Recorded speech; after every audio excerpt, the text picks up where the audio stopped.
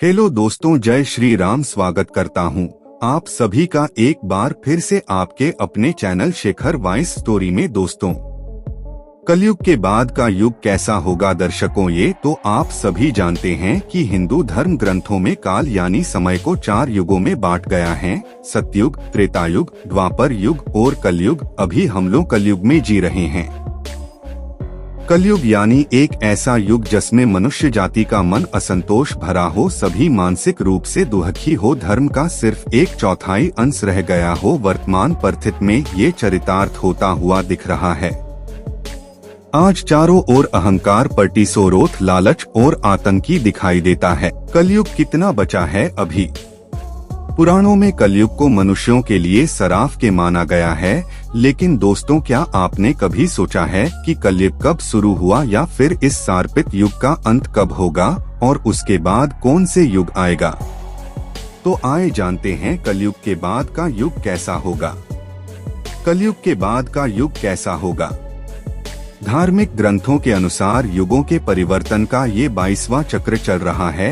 गीता में भी इस बात का वर्णन किया गया है। गीता के अनुसार परिवर्तन ही इस सृष्टि का नियम है। जैसे आत्मा एक शरीर को छोड़कर दूसरा शरीर धारण करती है, दिन के बाद रात होती है, जैसे ऋतु भी आपने निश्चित समय के साथ परिवर्तित होती हैं, ठीक उसी तरह एक निर्धारित कालखंड के बाद इस सृष्टि में युग का परिवर्तन होना भी अटल सत्य है। विष्णु जी के अनुसार कलयुग ग्रंथों में कलयुग से जुड़ी एक कथा का वर्णन किया गया है, जिसके अनुसार एक दिन किसी ने भगवान विष्णु से पूछा कि प्रभु, अभी द्वापर युग चल रहा है और कालखंड के चक्कर के अनुसार इसके बाद कलयुग आने वाला है, लेकिन मनुष्य उस नए युग को पहचानेंगे कैसे? तब विष्णु जी ने कहा, जब दुनिया में पाप बढ़ जाएगा तब समझ लेना कि कलयुग शुरू हो चुका है। कलयुग की शुरुआत स्त्री केसों से होगी। अभी जिन केसों स्त्री का आभूषण माना जाता है, उन्हीं केसों को कलयुग की स्त्रियां कटवाना शुरू कर देंगी। उसके बाद सभी स्त्री बटा पुरुष सुंदर दिखने के लिए अपने बालों को रंगना शुरू कर देंगे और फिर कलयुग में किसी के भी बाल लंबे और काले नहीं दिखाया देंगे। दिन समझ लेना कि कलयुग शुरू हो चुका है। इतना ही नहीं, जब हर घर में कला क्लेश होने लगेंगे, कोई आपस में मिलकर नहीं रहना चाहेगा, लोग अपने ही घरों में अपने को मारने लगेंगे, तो समझ लेना कि कलयुग अपने चरण पर पहुंच चुका है।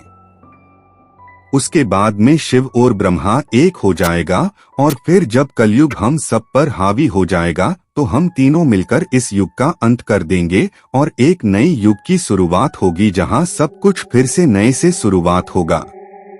कलयुग के कितने साल बचे हैं?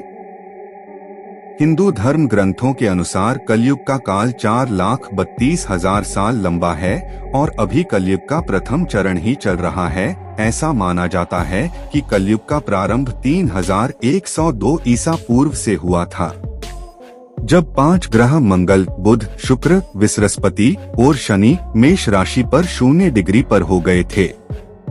इसका अर्थ ये हुआ कि कलयुग के 5121 वर्ष बीत चुका है और 426,880 वर्ष अभी बाकी है। परंतु कलयुग का अंत कैसा होगा, इसका वर्णन हमें 12 पुराण में मिलता है। कलयुग का अंत कौन से सन में होगा? ब्रह्मा पुराना के अनुसार कलयुग के अंत में मनुष्यों की आयु महज 12 वर्ष रह जाएगा। इस दौरान लोगों में दोष और दुर्भाग्य बढ़ेगी। कलयुग की उम्र जैसे जैसे बढ़ती जाएगी, वैसे वैसे नदियां सूखती जाएगी। बेईमानी और अन्य धन कमाने वाले लोगों में बढ़ोतरी होगी। धन के लोभ में मनुष्य किसी की हत्या करने में भी कोई संकोच नहीं करेंगे। मनुष्य पूजा पाठ, व्रत, उपवास और सभी धार्मिक काम करना बंद कर देगी। गए दूध देने बंद कर देंगे। मानवता नष्ट हो जाएगी। लड़कियां बिल्कुल भी सुरक्षित नहीं रहेंगी। उनका अपने ही घर में शोषण होगा। अपने ही घर के लोग उनके साथ व्यभिचार करेंगे। बात बेटी, भाई, बहन कोई रिश्ता नहीं रह जाएंगे। एक भाई दूसरे भाई का शत्रु हो जाएगा। शादी जैसा पवित्र रिश्ता अपवित्र हो जाएगा। किसी भी की शादीशुदा जिंदगी ठीक से नहीं चलेगी। पति पत्नी एक दूसरे से बेवफा करेंगे। कलयुग में समाज हिंसक हो जाएगा, जो लोग बलवान होंगे उनका ही राज्य चलेगा, और जब आतंक अपनी चरण सीमा में होगा तब भगवान विष्णु कल की अवतार लेंगे और पृथ्वी के समस्त धर्मियों का नाश कर देंगे। शिव पुराण के अनुसार कलयुग वही शिव पुराण में कलयुग के बारे में बताया गया है। शिव पुराण के अनुसार घोर कलयुग आने पर मनुष्य पुनः कर्म छोड़कर दुराचार में फंस जाएंगे, यानी गलत कर्मों में फंस जाएंगे और सबके सब सत्य से मुंह फेर लेंगे। दूसरों की निंदा में तत्पर हो जाएंगे। दूसरों के धन को हड़पने की इच्छा मनुष्य के मन घन कर जाएगी। पराये स्त्री पर मनुष्यों का मन अस्तगत होने लगेगा तथा वो दूसरे प्राणी की हिंसा करने लगेंगे। सभी अपने शरीर को ही आत्मा समझेंगे। ये ऐसा युग होगा जिसमें मनुष्य गुण नास्तिक और पशु बुद्धि वाले होंगे। संतान अपनी माता पिता से दुवश रखेगी। ब्राह्मण वेद बेचकर जीविका चलेंगे। धन का उपार्जन करने के लिए ही विद्या का अभ्यास करेंगे और मन में मोहित रहेंगे। अपनी जाति के कर्म छोड़ दूसरों को टांगेंगे।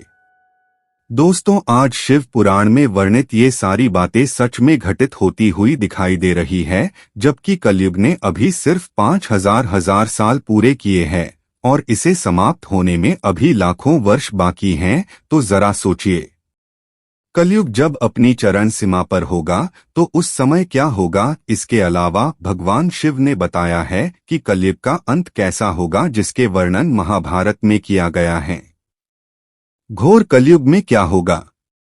श्री कृष्ण के अनुसार कलयुग के अंत के समय बड़े बड़े भयंकर युद्ध होंगे। भारी बारिश, अंधी और जोरों की गर्मी पड़ेगी। लोग खेती छोड़ देंगे। कपड़े नहीं होंगे, पानी पीने का सम्मान और पेटियां भी नहीं होंगे। चोर अपने ही जैसे चोरों को संपत्ति चुराने लगेंगे। हथियार की भी हत्या होने लगेंगे और मनुष्य की उम्र अधिक से अधिक 12 वर्ष की होगी। लोग दुर्बल, क्रोध तथा बुढ़ापे और शोक से ग्रस्त होंगे। उस समय रोगों के कारण इंद्राणीहीन हो जाएंगे। युधिष्ठिर ने बताया कैसा होगा कलयुग। कलयुग में ऐसा होगा। उसके बाद श्री कृष्ण जी कहते हैं, कलयुग में जब पाप अपने चरण सीमा पर पहुंच जाएंगे और पृथ्वी लोक से धर्म समाप्त होने लगेंगे, तब मैं कल की रूप में अस्थित होकर इस धारा को पापों से मुक्त करूंगा।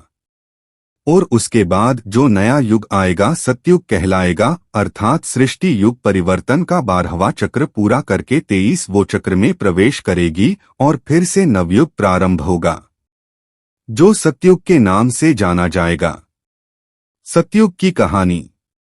सतयुग की अवधि 17,28,000 वर्ष होगी। इस युग में मनुष्य की आयु 4000 से 10,000 वर्ष होगी। पृथ्वी लोक पर फिर से धर्म का बोल बोला होगा। मनुष्य भौतिक सुख की जगह मानसिक सुखों पर बल देगा। मनुष्यों में एक दूसरे के लिए नफरत की कोई जगह नहीं होगी। चारों ओर प्यार ही प्यार होगा। मानवता की पुनः स्थापित होगी। मनुष्यों को परम ज्ञान की प्राप्ति होगी। लोग पूजन कर्म में विश्वास करेगी। सतयुग में मनुष्य अपने तपबल से भगवान से बात कर सकेगा। इस युग में लोगों को अपने शरीर पर पूर्ण नियंत्रण होगा। आत्मा का परमात्मा के मिलन से सभी सुखी होंगे। लेकिन दोस्तों, सतयुग आने में अभी काफी लंबा समय है, तो क्यों ना हम लोग कलयुग में ही अपने धर्म और कर्म से सतयुग की तरह जीने का काम करें, क्योंकि ग्रंथों में भी इस बात का वर्णन मिलता है कि कलयुग में भी जो लोग धर्म और कर्म पर विश्वास करेंगे उन्हें सतयुग की तरह ही सुख की प्राप्ति होगी।